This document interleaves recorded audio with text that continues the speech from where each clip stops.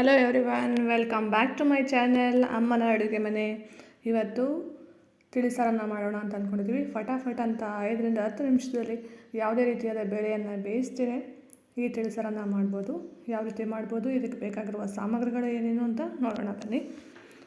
ಮೊದಲಿಗೆ ಕಟ್ ಮಾಡಿ ಇಟ್ಕೊಂಡಿರುವಂತಹ ಅರ್ಧ ಟೊಮೆಟೊ, 1 ಸ್ಪೂನ್ ಜೀರಿಗೆ, ಅರ್ಧ ಸ್ಪೂನ್ ಮೆಣಸು, ಕೊತ್ತಂಬರಿ ಸೊಪ್ಪು, ಕರಿಬೇವಿನ ಸೊಪ್ಪು, 1 ಒಣಮೆಣಸಿನ್ಕಾಯಿ, 2 ಹಸಿಮೆಣಸಿನ್ಕಾಯಿ, 1 ಬೆಳ್ಳುಳ್ಳಿ, ಸ್ವಲ್ಪ ಹುಣಸೆ ಹಣ್ಣು, ಕಟ್ ಮಾಡಿಟ್ಕೊಂಡಿರುವಂತಹ ಅರ್ಧ ಟೊಮೆಟೊ. ಈ ಎಲ್ಲ ಸಾಮಗ್ರಿಗಳನ್ನು ನಾವು ಒಂದು ಮಿಕ್ಸಿ ಜಾರಲ್ಲಿ ಹಾಕೊಳ್ಳೋಣ. ಜೀರಿಗೆ ಮತ್ತು ಮೆಣಸನ್ನು ನಾನು ಹುರಿದಿಟ್ಕೊಂಡು ಹಾಕೋತಾ ಇಲ್ಲ, ಹಾಗೆ ಡೈರೆಕ್ಟಾಗಿ ಹಾಕೋತಿದ್ದೀನಿ. ಕೊತ್ತಂಬರಿ ಸೊಪ್ಪು, ಕರಿಬೇವಿನ ಸೊಪ್ಪು, 1 ಒಣಮೆಣಸಿನ್ಕಾಯಿ, 2 ಹಸಿಮೆಣಸಿನ್ಕಾಯಿ, 1 ಬೆಳ್ಳುಳ್ಳಿ, ಸ್ವಲ್ಪ ಹುಣಸೆ ಹಣ್ಣು, ಅರ್ಧ ಟೊಮೆಟೊ. ಇಷ್ಟನ್ನು ಒಂದು ಮಿಕ್ಸಿ ಜಾರ್ನಲ್ಲಿ ಹಾಕ್ಕೊಂಡು ರುಬ್ಕೊಂಡು ಬರೋಣ. ನೋಡಿ, ಈ ರೀತಿ ರುಬ್ಕೊಡ್ಬೇಕು, ನುಣ್ಣಗೆ ಪೇಸ್ಟ್ ಆಗೋ ಅವಶ್ಯಕತೆ ಇಲ್ಲ. ನಂತರ ಒಂದು ಪಾತ್ರೆಯಲ್ಲಿ 1 ಸ್ಪೂನ್ ಎಣ್ಣೆಯನ್ನು ಹಾಕೋತಿದ್ದೀನಿ. ಎಣ್ಣೆ ಕಾದ ನಂತರ 1 ಚಿಟಿಕೆ ಇಂಗು,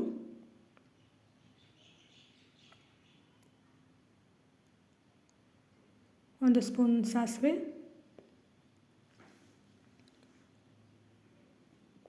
1 ಸ್ಪೂನ್ ಜೀರಿಗೆ,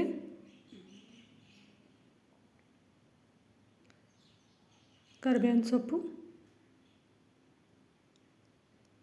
ಕಟ್ ಮಾಡಿ ಇಟ್ಕೊಂಡಿರುವಂತಹ ಅರ್ಧ ಟೊಮೆಟೊ. ಇಷ್ಟನ್ನು ಹಾಕಿ ಚೆನ್ನಾಗಿ ಬಾಡಿಸ್ಕೋಬೇಕು. ಟೊಮೆಟೊ ಸ್ವಲ್ಪ ಸಾಫ್ಟ್ ಆಗಲಿ ಅಂತ ಹೇಳ್ಬಿಟ್ಟು ಅರ್ಧ ಸ್ಪೂನ್ ಉಪ್ಪನ್ನು ಆ್ಯಡ್ ಮಾಡ್ಕೋತಾ ಇದ್ದೀನಿ.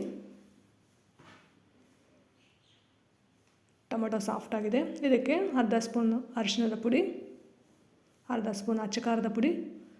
ನಾವು ಮೊದಲೇ 1 ಒಣಮೆಣಸಿನ್ಕಾಯಿ, 2 ಹಸಿಮೆಣಸಿನ್ಕಾಯಿನ ಯೂಸ್ ಮಾಡಿರೋದ್ರಿಂದ ಖಾರದ ಪುಡಿನ ನಾನು ಅರ್ಧ ಸ್ಪೂನ್ ಮಾತ್ರ ಹಾಕ್ಕೊಂಡಿದ್ದೀನಿ.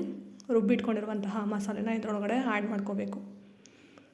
ಇದು ಹಸಿ ವಾಸನೆ ಹೋಗೋವರೆಗೂ ಈ ಮಸಾಲೆನ ನಾವು 2 ನಿಮಿಷಗಳ ಕಾಲ ಇದೇ ರೀತಿ ನೀರನ್ನು ಹಾಕ್ತೇನೆ ಬೇಯಿಸ್ಕೋಬೇಕು.